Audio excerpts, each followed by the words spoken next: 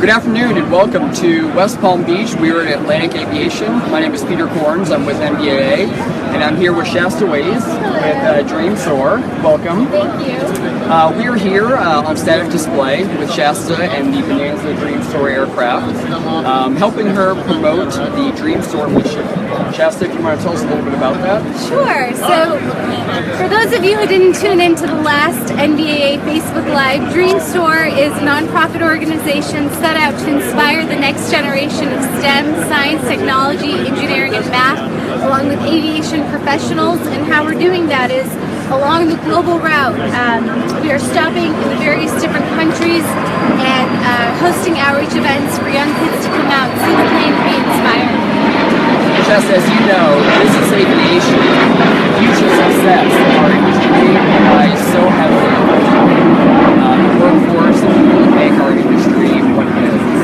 And a big part of that is our education efforts to the next generation, to young students, to equip them with the right skills and the right mindset to succeed in aviation, to have a successful career. I wonder if you could share a little bit about your mission, your Dream Soar mission, in terms of preparing students for that career.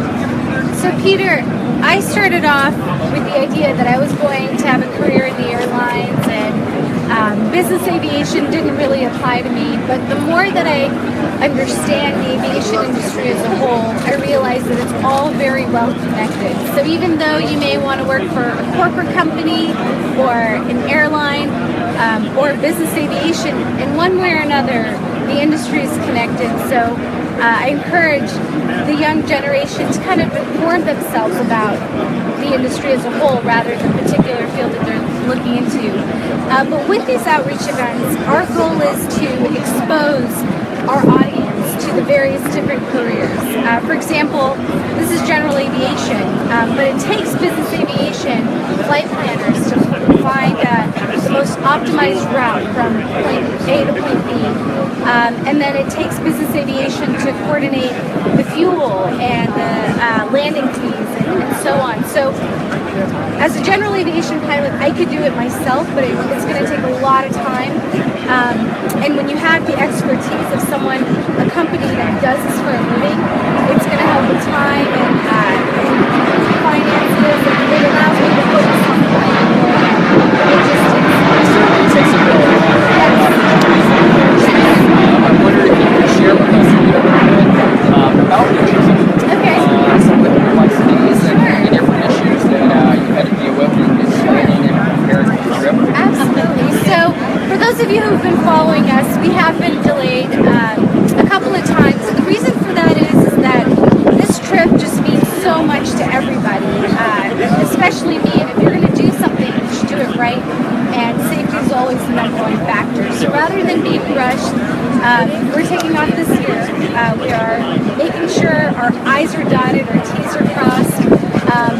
And so what we're doing is launching towards the end of May, beginning of June, and that's really an ideal window to embark on a earth-rounding flight. And we're just really excited to actually launch it this year. I'm really excited too.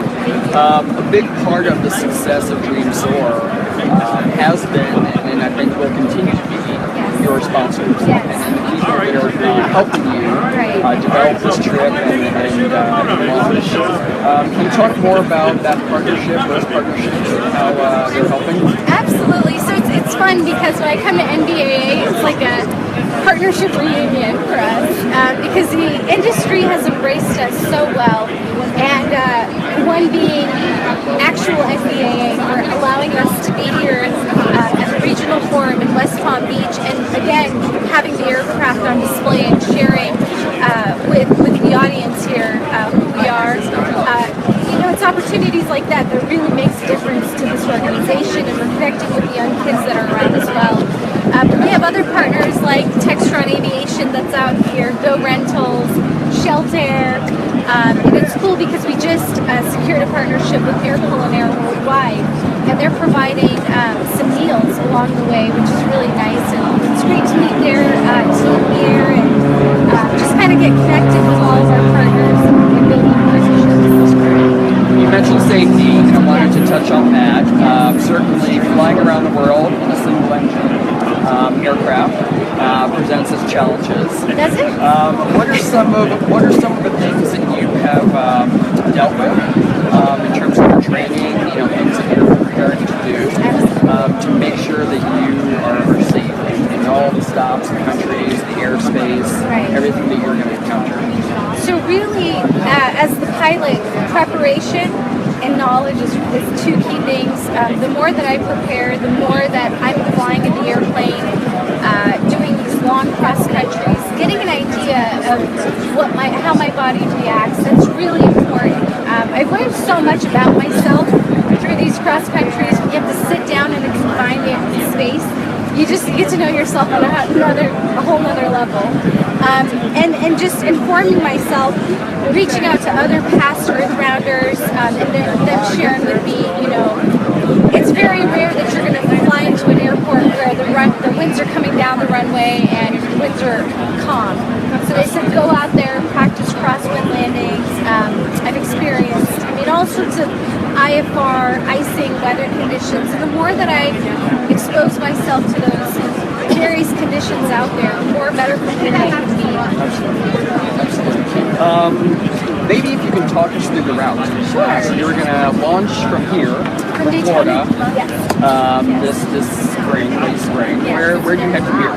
So taking off from Daytona Beach, Florida, to Columbus, Ohio, over to Montreal, Canada, and then St. John's, Canada. We're going to look at the weather because that's when I'm going to be crossing the Atlantic Ocean to the Azores, to the Santa Maria Island, and then over to Spain, England, Italy, Egypt, and then when I get to Egypt, go into the UAE.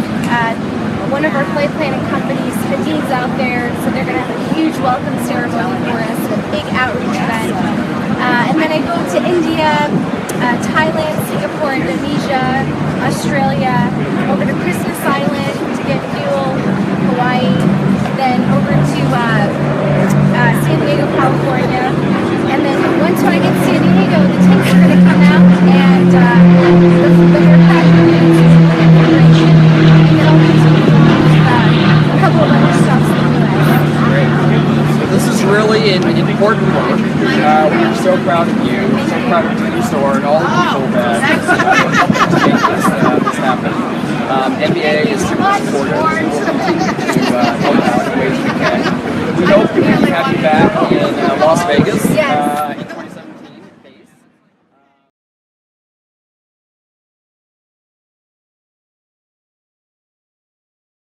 I think it's great that she is going around the world to show kids that if you set your heart to it, you can do anything.